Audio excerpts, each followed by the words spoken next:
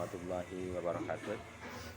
Innalhamdalillah nahmaduhu wa nasta'inuhu wa nastaghfiruh wa na'udzu billahi min syururi anfusina wa min sayyiati a'malina. Man yahdihillahu fala mudhillalah wa man yudlilhu fala hadiyalah. Asyhadu an la ilaha illallah wahdahu la syarikalah wa asyhadu anna Muhammadan abduhu wa rasuluhu la nabiyya ba'da. Ya ayyuhallazina amanu taqullaha haqqa tuqatih wa la tamutunna illa wa antum muslimun. Raditu billahi rabba wa bil islami dina wa bi Muhammadin sallallahu alaihi wasallam. Allahumma sholli ala sayyidina Muhammad wa ala ali sayyidina Muhammad. Kaum muslimin dan muslimat, alhamdulillah berjumpa lagi dengan Ana dalam video singkat kita. Pada kali ini kita akan menceritakan sebuah pembahasan atau membawakan sebuah tema, yakni tentang kesalahan-kesalahan di dalam menempatkan sebuah makna ayat ataupun makna dari Al-Quran. Ketika meletakkan sebuah ayat untuk meletakkan pada suatu masalah, terkadang di antara kita hanya melihat kepada zahir teks ayat tersebut. Tentunya ini sebuah kekeliruan yang sangat fatal apabila tidak dipelajari kepada para ulama sumbernya, kemudian tidak merujuk kepada kitab-kitab ulama. Karena sesungguhnya segala macam permasalahan agama itu sudah jelas bersumber dari Al-Quran dan hadis dan juga pemahaman para salaf. Tentunya kita berharap Allah Subhanahu wa taala senantiasa membimbing kita, membimbing langkah-langkah kita, iktikad kita, niat kita untuk mengetahui segala macam permasalahan agama, tentunya yang berhubungan dengan apa yang kita jalani dalam kehidupan kita sehari-hari, sehingga kita tidak tersesat dan tidak termasuk orang-orang yang merugi bahkan melampaui batas atau berlebihan di dalam beragama. Nah, Anda pernah membaca sebuah postingan. Postingan itu tentang seseorang yang membuka atau menutup hijabnya. Artinya beliau ini, saudari kita ini, membuka dan menutup hijabnya, melepas di suatu keadaan dan kemudian memakai lagi suatu keadaan. Dan pada saat itu dia memakai hijabnya dalam kondisi keadaan Ramadan. Lalu setelah Ramadan dia melepasnya.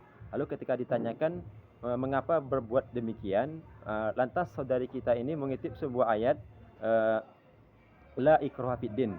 Dia mengatakan dalam agama Islam tidak ada paksaan. La ikraha fiddin, tidak ada paksaan dalam beragama. Nah, tentunya perlu kita garis bawahi, kalau secara zahir kita melihat, ya tentu saja tidak ada memaksa, ya. Tapi konteks ayat ini, asbabul nuzulnya itu diturunkan bahwasanya bukan untuk orang yang sudah masuk Islam. Bahwasanya ayat ini maknanya adalah bagi orang-orang kita, orang muslim, ketika berdakwah kepada orang non-muslim, maka kita tidak boleh memaksakan mereka untuk masuk Islam. Bahwasanya orang yang berada di luar Islam ketika hendak masuk Islam, maka tidak ada paksaan. Nah, alangkah aneh dan sangat keliru apabila seseorang muslim meletakkan ayat ini ketika ia dengan hawa nafsunya melepas hijab di suatu keadaan, lalu memakai hijab suatu keadaan, lalu berdalil tidak ada paksaan dalam beragama, la ikraha fiddin. Tentu ini sangat kesalahan yang fatal. Oleh karenanya, inilah bahayanya jika kita mempelajari agama sesuai dengan hawa nafsu kita, lalu kita melihat, kita baca, lalu mencomot saja tanpa bertanya kepada ahlinya. Allah Subhanahu wa taala berfirman, "Fas'ahlu ala zikri in kuntum la ta'lamun." Maka bertanyalah kamu terhadap suatu hal yang kamu tidak ketahui dalam suatu masalah kepada ahlinya. Sehingga kita tidak termasuk orang-orang yang ruwaibidah, berbicara tanpa dalil, tanpa dasar, hanya untuk mengedepankan hawa nafsu kita. Nah, kita berharap semoga Allah Subhanahu wa taala melindungi kita dari perkara-perkara, dari keburukan hawa nafsu kita.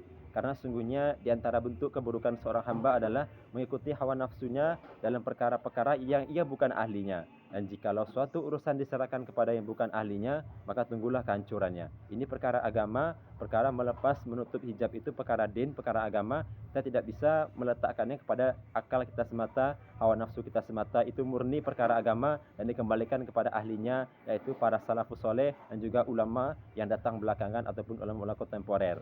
Nah, semoga teman-teman yang dirahmati Allah Subhanahu wa taala, kita senantiasa mempelajari agama ini dengan bimbingan para ulama rabbani, ulama-ulama yang lurus akidahnya dan tauhidnya serta manhajnya. Mungkin itu saja yang bisa Anda sampaikan pada kesempatan malam yang berbahagia ini. Semoga kita semua diberkahi Allah Subhanahu wa taala dan video ini bermanfaat. Subhanakallahumma bihamdika, asyhadu an la ilaha illa anta, astaghfiruka wa atubu ilaik. Assalamualaikum warahmatullahi wabarakatuh.